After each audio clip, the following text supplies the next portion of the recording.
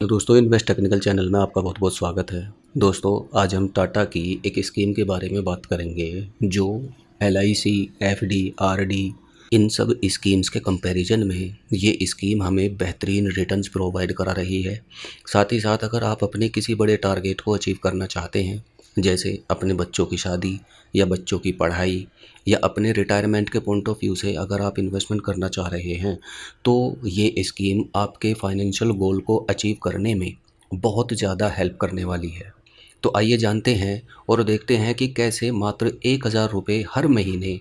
3 साल तक इन्वेस्ट करने पर हमें 4.5 लाख रुपए का अमाउंट प्राप्त होगा। 5 साल के निवेश करने पर हमें 7 लाख रुपए का अमाउंट प्राप्त होगा। 7 साल के निवेश करने पर हमें 8,50,000 रुपये का फंड प्राप्त हो सकता है। 10 साल के टाइम पीरियड की अगर हम बात करें तो 13 लाख रुपए का फंड हमें प्राप्त हो सकता है। लेकिन दोस्तों अगर आपको कंपाउंड का जादू देखना है तो आपको ये निवेश अगर आप आगे 1 या 2 साल के लिए और बढ़ा देते हैं तो ये सारे अमाउंट लगभग डबल हो जाएंगे। तो ये पूरी स्ट्रेटजी किस तरह से काम करेगी और कैसे मात्र 1000 रुपये हर महीने के निवेश से हम इतना बड़ा अमाउंट इकट्ठा कर सकते हैं, वो भी इतने कम समय इन्वेस्ट करने के बाद में, ये पूरी डिटेल आपको इस वीडियो में जानने को मिलेगी। आपसे निवेदन है कि आप वीडियो को बिना स्किप किए पूरा देखें और साथ ही साथ हमारे चैनल को प्लीज़ सब्सक्राइब ज़रूर कर लें। मान लीजिए दोस्तों म्यूचुअल फंड के अंदर जैसा आपने देखा है SBI, bank of India, axis bank, ये सभी अपने अपने म्यूचुअल फंड्स स्कीम्स चलाते हैं। उसी तरह से टाटा भी एक AMC रन करती है जो टाटा म्यूचुअल फंड के नाम से है।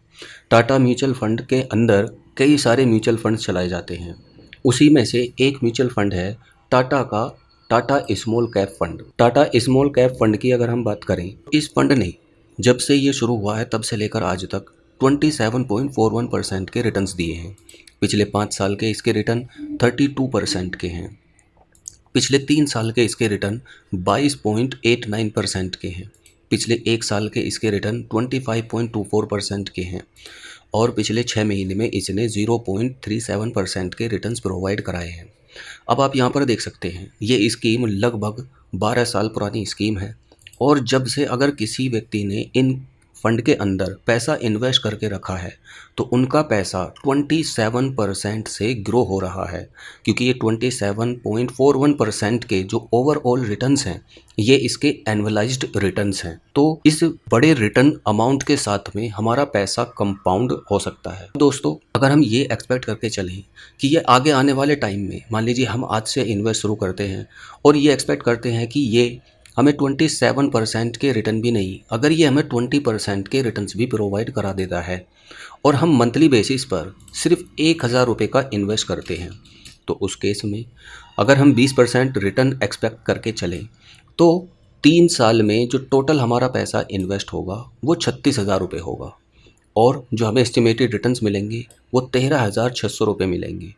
और फाइनल जो हमारी वैल्यू हो जाएगी, जो हमने निवेश किया 36,000 रुपये और जो हमें रिटर्न मिला 13,600 रुपये, इन दोनों को मिलाकर 49,600 रुपये हमारी फाइनल वैल्यू हो जाएगी। अब आप दोस्तों सोच रहे होंगे कि इस 49,600 रुपये में तो हमारा कोई भी टारगेट अचीव नहीं होगा, लेकिन दोस्तों इसी 49,600 रुपये में या लगभग अगर हम 50,000 रुपये मान लेते हैं, यही 50,000 रुपये कंपाउंड इफेक्ट के साथ में आपको 4.5 लाख रुपये का फंड प्राप्त कराएगा। दोस्तों जब भी हम बात करते हैं किसी भी फाइनेंशियल टारगेट को, बड़े टारगेट को अचीव करने की, तो हमारे पास में एक लंबा पीरियड होता है। मान लीजिए आपको अपने रिटायरमेंट के पॉइंट ऑफ व्यू से एक बड़ा फंड इकट्ठा करना है और आज आपकी एज 30 ईयर्स है, तो आपके पास में अभी 30 ईयर्स बचे हुए हैं इन्वेस्ट और सेविंग करने के लिए। उसी तरह से अगर आप अपने बच्चों की शादी या उनकी हायर एजुकेशन के लिए अपना फंड इकट्ठा करना चाहते हैं तो उसके लिए भी आपके पास में 15 से 20 साल का टाइम पीरियड होता है। तो दोस्तों इस 50,000 रुपये के अमाउंट को, जो हमें 1,000 रुपये प्रति मंथ SIP से प्राप्त हुए हैं और 3 साल के टाइम पीरियड में इन्वेस्ट करने के बाद में ये फंड हमारा बना है। अब कई बार ऐसा होता है कि हम अपनी SIP को या मंथली इन्वेस्टमेंट को कंटिन्यू नहीं रख पाते हैं। अब आज अगर आप मान लीजिए 50,000 रुपये के बारे में हम बात करें तो कोई भी हमारी बड़ी चीज़ हमें प्राप्त नहीं होगी। तो आपको क्या करना है, इस 50,000 रुपये को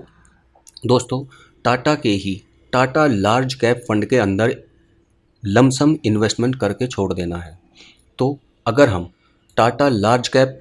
फंड के बारे में देखें तो टाटा का लार्ज कैप फंड ओवरऑल जिसने हमें 14.18% के रिटर्न्स दिए हैं और पिछले 5 साल के इसके रिटर्न 16.34% के हैं, पिछले 3 साल के इसके रिटर्न 12.37% के हैं, पिछले 1 साल के इसके रिटर्न 11.73% के हैं। तो दोस्तों आप अगर चाहें तो इस पैसे को या तो आप टाटा के स्मॉल कैप फंड के अंदर या टाटा के लार्ज कैप फंड के अंदर वन टाइम इन्वेस्टमेंट करके छोड़ सकते हैं और जितना आपके पास में टाइम पीरियड है अपने फाइनेंशियल गोल को अचीव करने के लिए, मान लीजिए आपके पास में 3 साल का टाइम पीरियड आपने इसमें एसआईपी में दे दिया, अभी भी 20 साल के टारगेट को अचीव करने के लिए 17 साल का टाइम पीरियड हमारे पास बचा हुआ है।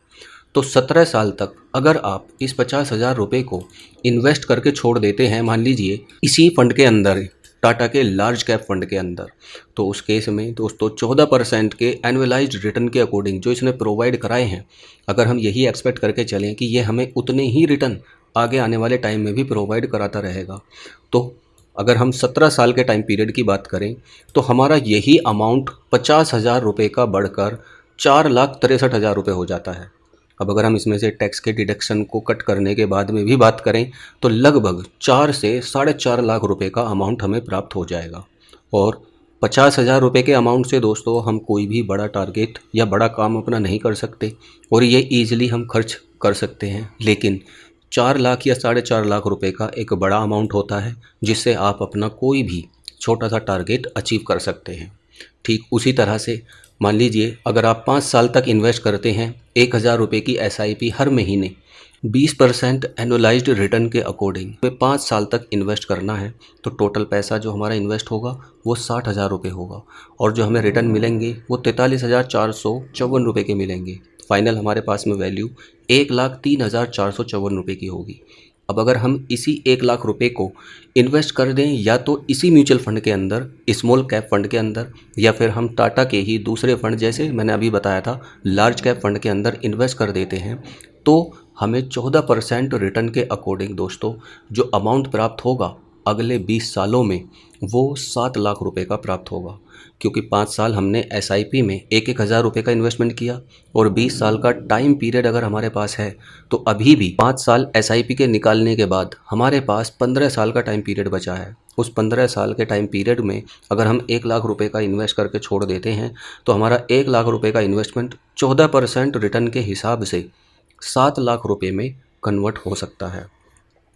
इसी तरह से अगर हम 7 साल के टाइम पीरियड की बात करें, मान लीजिए आज आप 1,000 रुपये हर महीने का इन्वेस्टमेंट अगले 7 साल तक करते हैं, तो 7 साल में जो टोटल हमारा पैसा इन्वेस्ट होगा वो 84,000 रुपये का होगा और जो हमें रिटर्न मिलेंगे वो 99,000 रुपये के मिलेंगे और फाइनल हमारी वैल्यू 1,83,000 रुपये हो चुकी होगी। अब इस 1,83,000 रुपये में से अगर हम इसको उठाकर एज इट इज़ या तो स्मॉल कैप फंड के अंदर या फिर हम लार्ज कैप फंड के अंदर इन्वेस्टमेंट कर देते हैं, तो उस केस में हमारा जो टोटल इन्वेस्टमेंट होगा, मान लीजिए आप 1,83,000 नहीं 1,50,000 का भी इन्वेस्टमेंट कर देते हैं, तो अगले 13 सालों में, क्योंकि 7 साल हमने एसआईपी की है और 20 साल का टाइम पीरियड हम लेकर चल रहे हैं, तो 13 साल हमारे पास में बचे हैं लमसम इन्वेस्टमेंट के लिए। तो 13 साल के टाइम पीरियड में 1,50,000 रुपये का अमाउंट बढ़कर 8,50,000 रुपये हो जाएगा। ठीक इसी तरह से अगर 10 साल का टाइम पीरियड आपके पास में है तो आप मंथली बेसिस पर 1,000 रुपये 10 साल तक इन्वेस्ट कर देते हैं, तो टोटल जो हमारा इन्वेस्टमेंट बनेगा 3,82,000 रुपये का। अब इस 3,82,000 रुपये में से मान लीजिए टैक्स का डिडक्शन होने के बाद में अगर हमें 3.5 लाख रुपये का अमाउंट प्राप्त हो जाता है, तो इस 3.5 लाख रुपये के अमाउंट को अगर हम टाटा के लार्ज कैप फंड के अंदर इन्वेस्टमेंट कर देते हैं, तो हमारा जो टोटल इन्वेस्टमेंट होगा लमसम में वो 3.5 लाख रुपये होगा, लेकिन जो हमें एस्टिमेटेड रिटर्न्स मिलेंगे वो दोस्तों 9.5 लाख रुपये के होंगे और फाइनल हमारी जो वैल्यू होगी 20 साल के टाइम पीरियड में वो 13 लाख रुपये होगी। तो दोस्तों आप देख सकते हैं कि एक छोटे से अमाउंट को इन्वेस्ट करने के बाद में छोटे से टाइम पीरियड के लिए और उसको अगर हम लमसम इन्वेस्टमेंट करके छोड़ देते हैं तो हमारा पैसा छोटा सा अमाउंट भी बढ़कर एक बड़े फंड में कन्वर्ट हो सकता है। आई होप आपको ये वीडियो अच्छी लगी होगी। इससे रिलेवेंट अगर आपका कोई क्वेश्चन है तो नीचे कमेंट करके आप पूछ सकते हैं, मैं उसका जवाब आपको ज़रूर दूंगा। धन्यवाद।